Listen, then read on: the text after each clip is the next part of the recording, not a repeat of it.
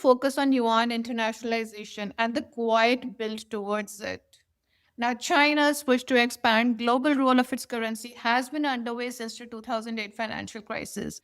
Nearly 2 decades later, the effort is gaining traction, not through dramatic geopolitical shifts, but through practical economics and careful infrastructure development. In this video, we wanted to share with you two recent developments to illustrate how this is playing across different parts of the world.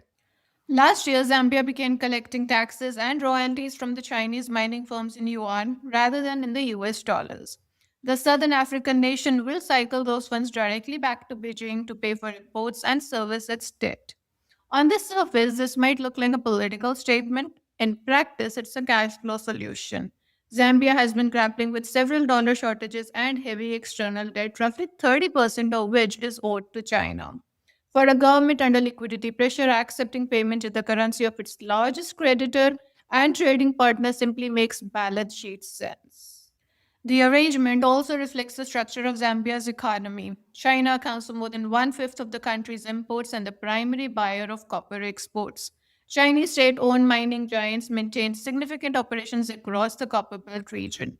When your trade flows, your debt obligations, and your key industrial players all point towards Beijing, transacting in yuan reduces friction and eliminates the exchange rate risks that come with converting through a third party currency. Zambia is not alone in recalibrating its currency relationships. Kenya recently converted railway debt to yuan, reportedly saving around 250 million in interest costs.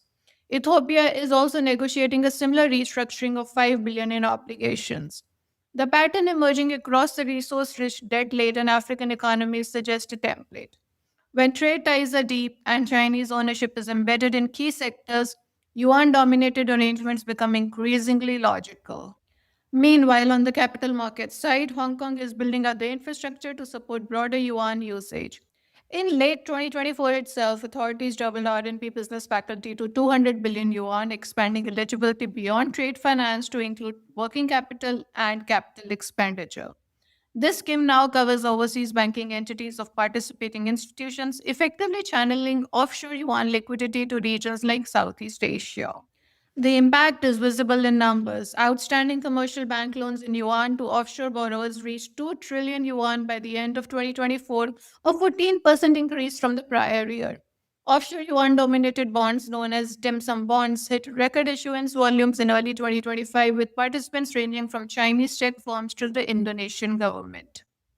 Nestle and Chubb non-Chinese issuers in this market grew from 3% to 8% over the last year.